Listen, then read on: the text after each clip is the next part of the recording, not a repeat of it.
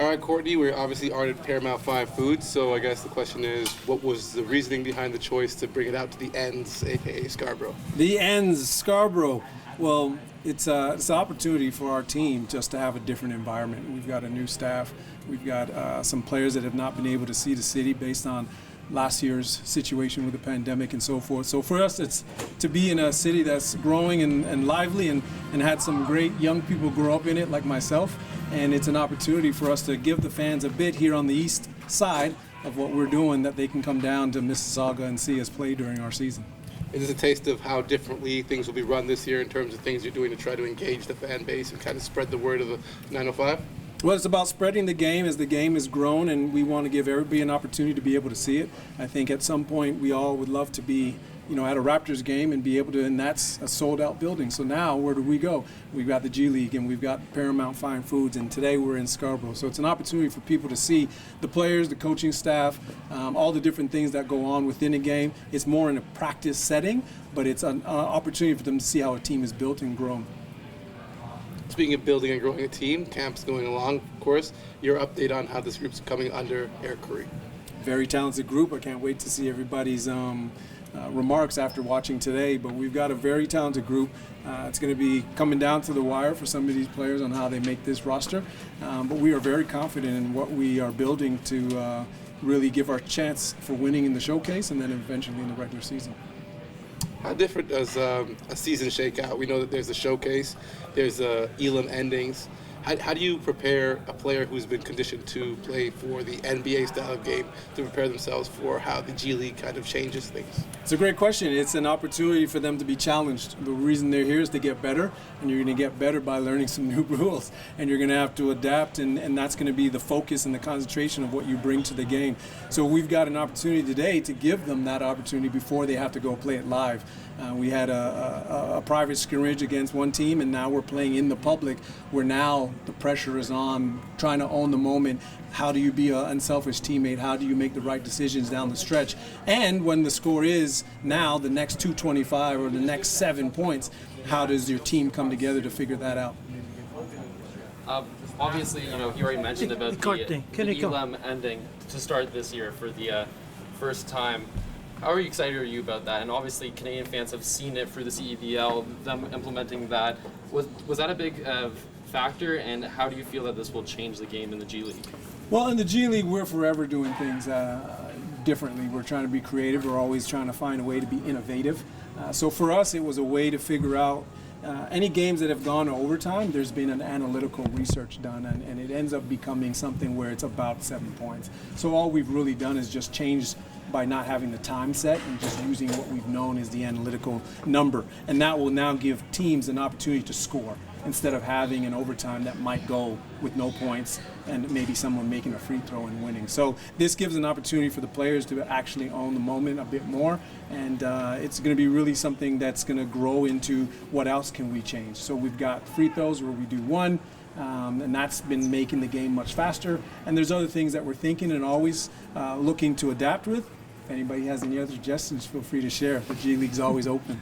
And then also, obviously, this is the Raptors 905 are Canada's G League team, and there is Canadian talent that's going to be showcased today, like Steph Smith, who played for the Nighthawks in the CEBL this summer, and for Team Canada at Global Jam in Toronto. How important is it for you, as someone who's overseeing this team, to bring that Canadian talent into this organization and to show it off to the local fans? So for someone that grew up in Scarborough and very proud to had been born and raised here and been able to see Scarborough grow, it's been nothing but a blessing to bring this team back to Scarborough. You talk about Steph Smith. I was speaking to one of his coaches, and he started playing the game at 3 years old. He was part of Durham City Bulldogs, and to see him to where he is now is unbelievable. And the game has really been instrumental in his growth. And he will have a ton of support here tonight because they'll now be able to get to see him play with a professional team here on the G League. So Coach Eric is also Canadian now, our head coach, and we've had others in the past, but it's an opportunity for people to realize that this is now their chance of being part of something and not always thinking that they have to be a player. And so you guys haven't had an open practice in over 2 years since the pandemic. What was that process like? You had like hundreds of people trying out. So for the open tryouts, it was really, it's always fun to see people live out their dreams. For some people, it's a bucket list. For some people, they're returning as if they are almost a tryout member. It's something where we get an opportunity to see how the game has grown. And it's something for the G League, which is really interesting. We're not only having people try out to make our team, but they're also trying out so they can be recommended for the draft and maybe be picked up by another team. So it really gives Canadians and gives people that have played in the CBL or been on this side of the border an opportunity on why they have chosen here to get their game better and how we as a G League team can help that. And so how did you guys pick the 3 players on the roster currently to be from the open tryouts? Well, I'm going to let Chad, when he arrives, answer that question in more depth. But we have a great scouting team. Chad is our GM, and Chad will work with our group and work with our staff to figure out how it is that we're going to pick out of the almost 85 people that came out on who needs to join us and go on, or who maybe is just better off going overseas. And we try to give as much advice to the young people on their careers on not only trying to make our team, but trying to make the G League and potentially the NBA. So when Chad comes, make sure you ask him that question and tell him to give you a bit more details than I did. Courtney, since we last chatted in the summer, obviously you know Eric very well from your time with the Raptors over the years. I'm interested to know how he's developed as a head coach. What are his strengths? Has he changed at all? What's his demeanor like? Well, he's maybe a week and a half in for his training camp. So I'm going to let him say how he's grown and how he's developed over this short period of time. But he's been coached by the best. He's been given access. He has a ton of resources. He's not alone. And we've been nothing but proud of what he's been able to do with our group so far. And today you'll be able to see a little bit of that and be able to challenge on what you saw and where it's going and what you like so far. But he will definitely let you know how it's been for him now that he's in it. And now that we are coming near the end of training camp and what it means to now go play games for real when we go away this weekend to Washington. And you've obviously been cultivating a culture of success with the 905. You've been one win away from the championship games in the last couple of years. You obviously have a title from a few years back. Now we're going into a full season, fingers crossed. Hopefully there will be no interruptions or anything like that. How excited are you for this? Well, thank you for giving me those positive outlooks. It always feels a little bit different on the other side when you lose. But yes, we have been able to get to the conference finals these last 2 years, and now we need to get over that hump. And I truly believe we've put a team together that's capable of doing that. And with Eric, we definitely will be guided to be the best that we can be on the floor. We will always play hard. We will be unselfish, and we will get better. You'll see individual players get better, and you'll see the team get better. So for us, it's an opportunity that we are really excited for because, like you said, expectation is upon us, and we love expectation. And also, going back to the coaching staff, obviously, Kissy is back from being in Fort Wayne last year. How is it important, and how easy does that make that transition, having a coach that's been in the organization come back, and how important is it to have him in this role, helping out the coaching staff? Well, I love the words you use because he was maybe sent to Fort Wayne to get insight, but no, he's back with us because of who he is as a coach and what Eric saw in him as someone he wanted to be on his staff to support him and to help him be a lead, and what knowledge that Charles has been able to show over these last few years, making the transition from being a head coach to being an assistant coach, going to different teams. So Charles is a wealth of information, and we're so proud and glad to have him. And it's even better to know that Eric has someone who we trust and really believes in this league and as a person. All right, Coach Khoury, a couple of days in, you've had some time with your group. How would you describe the tone of your camp so far? It's been really competitive. Good energy. Guys are picking up all the concepts. It's a lot of new faces, so we got a lot of stuff to put in. But they've been doing a great job soaking it all up, and been a lot of fun so far. Now, each team comes with its own identity. Everyone talks about the Raptors and their identity, 6'6" across the board, really want to defend. What's the mandate for this group, the vision that you intend to play with this season?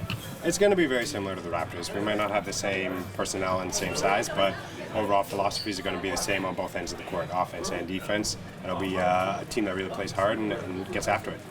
One of the reputations of this organization is, of course, defensive scheming, and of course, a freestyle to play offensively. Which side of the ball do you feel your group's further along at this point in camp? We probably spent more time on defense, but that's because we have a lot of offensive firepower. So it's good, kind of iron sharpens iron, so all the good offensive plays helped out the defense a little bit, but we've been focusing mainly on defense so far. How have you felt your transitions have been as a head coach so far? Obviously, a great basketball mind, and a great mind overall with all the things that you've accomplished. But it's probably a bit different being a head coach your first time. Yeah, it's different for sure. As an assistant, you have your area that you really focus on. Now, as a head coach, you got to focus on everything. So that part of it's been a fun challenge, and trying to put in a big vision and execute all parts of it, and then having great assistants to get out there on the court and get the players through the drills has been a really good challenge so far.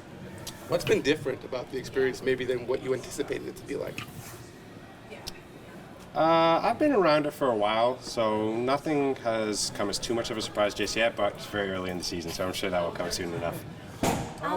What was the open tryout process like for you as like a head coach versus an assistant coach? The open tryout process was awesome. We had about 80 people come through, so being able to see all the talent from the city come out, and we've got a player or two from the open tryout here today, which is great. So open tryout overall was amazing.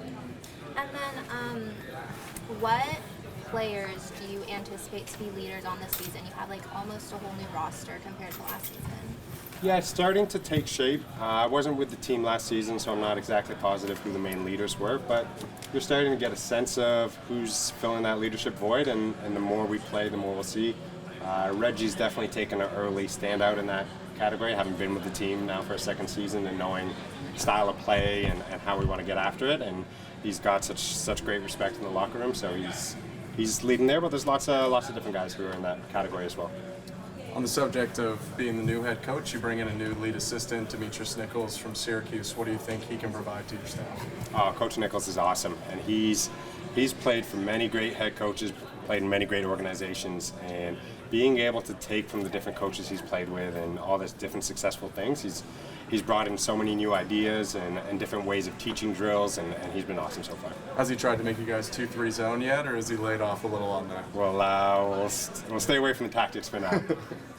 And obviously, Coach, a familiarity in this organization, bringing back Charles Kissy, who had a year off and wasn't here, as the vice president said, joking, kind of getting some info, then coming back. What does it mean for you to have a familiar face in Charles Kissy on your staff, with you being a first-time coach and also a former head coach in the CEDL? Yeah, Coach Kissy's amazing. I've had a great relationship. We were both assistants with the 905 a few years ago, so we've always stayed in touch, stayed close. And it's so important for a head coach and for any coach to really trust their assistants and know that they can execute a game plan and philosophies and all that. And Coach Kissy is the best when it comes to that. So excited and so happy that he decided to come back. Obviously, a lot of movement between the Raptors and the Raptors 905 in the past, and I'm sure we'll see a little bit of that this year as well. Being an assistant and being on both sides, actually, you know what those kind of conversations are like. You know how both clubs want to play, a lot of similarities. But what's it been like being, being the main guy now and being the head coach? Do you have a chance to talk with Nick Nurse regularly, and what are those discussions like? Yeah, we stay in touch, both with Coach directly and the entire Raptors staff. We know at the end of the day, the 905 is all about development, both here and for the parent club, and the importance of that. So we're making sure that the philosophies are the same with both teams, so that way when a player's on assignment, they're playing Raptors basketball, and it will help them when they get back with the parent club to really execute what the Raptors want. So having been able to see it from both sides and see what works well, that's definitely what I'm trying to implement.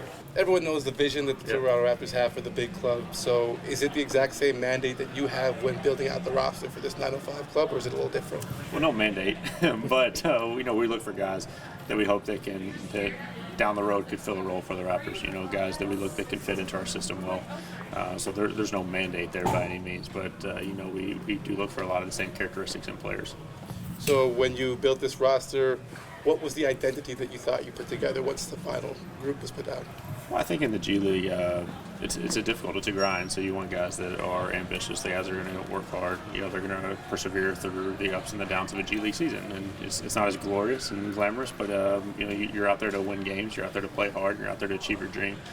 So it's guys that are going to stick together through this, this road and come out on top. Your coach Eric Khoury comes in with a lot of experience with your organization. What's the challenge that you issued him with, specifically with this group this year? Oh, man, it's going to be fun. This is my fourth coach now in 6 years in the 905, and so we've had coaches that range from all over. And I think we're excited to work together with Eric. We've known each other for quite some time, so it's a little bit different relationship now coming together on this end. But we're excited and look to take the things that he's learned from Nick and the things that he's learned from the Raptor side over the past 6 years that he's also been here and put it on the court. How different is Eric as a basketball mind from when you first were introduced to him to now that he has the big job? Well, I think the key thing that I've seen with Eric is I watched him grow as he came down as a front bench assistant for the 905. So, I knew him with the Raptors prior to the 2 years that he came down to the 905. But then his year with Jamma and his year with Patrick sitting front bench, I really watched him grow, finding his voice, kind of finding his identity on the court. You get to take a much larger responsibility when you're a front bench assistant compared to, maybe his responsibilities they had at the Raptors at that time. So, being there for him, he came asking for input on a daily basis, feedback, how could he get better, how could he grow, what did I see from my position that he could use to build off of, and he did it. And he got the call up to go back to the Raptors, but then 1 year later he's back with us, so we're excited to have him and see what we can do together. Speaking of guys that got the call up, Reggie Perry spent some time with you guys last year. You brought him back. We asked Eric about the leaders in this camp, and he mentioned Reggie.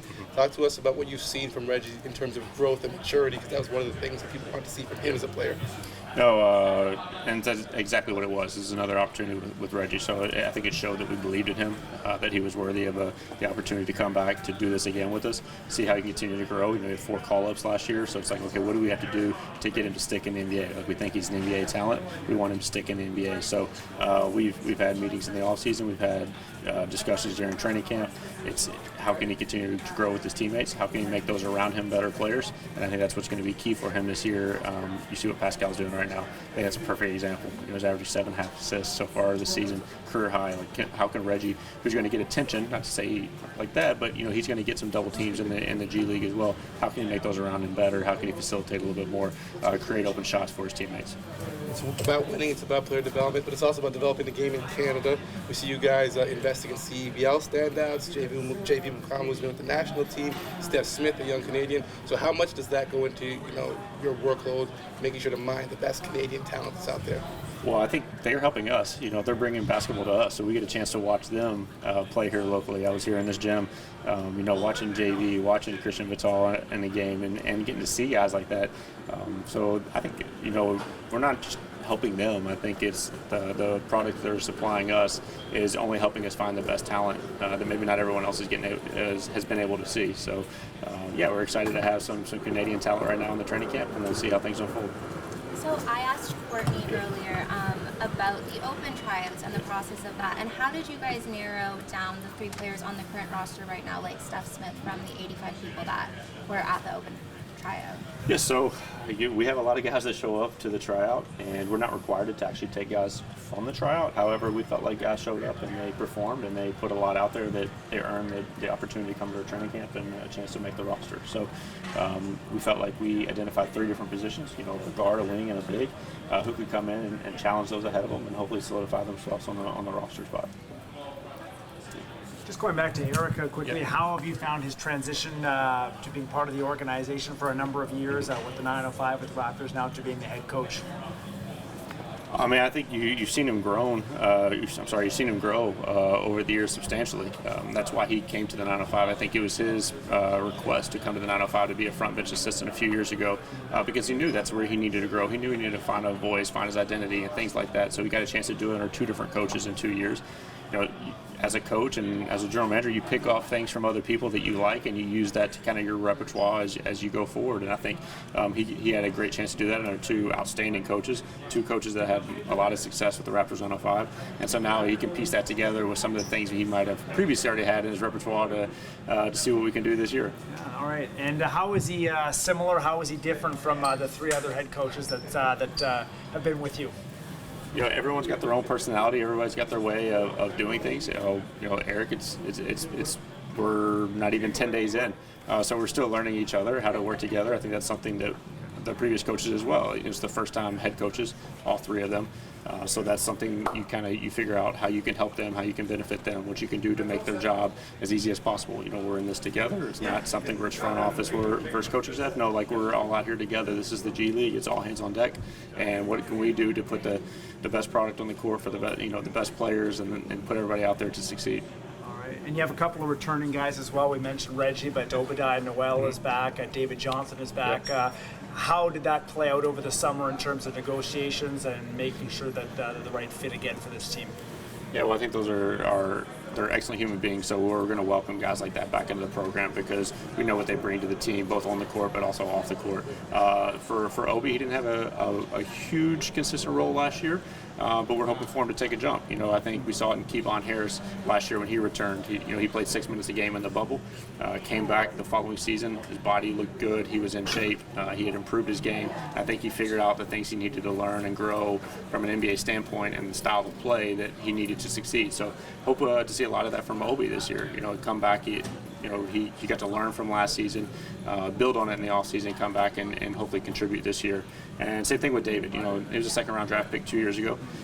Somebody that the Raptors have invested in. Unfortunate some injuries that held him back a little bit last year, and so we're invested in him again. Like, this is the opportunity. We believe in who he is as a player and as a person. Hopefully, we can put all three things together and have a successful year for him and get him back to the NBA where he belongs.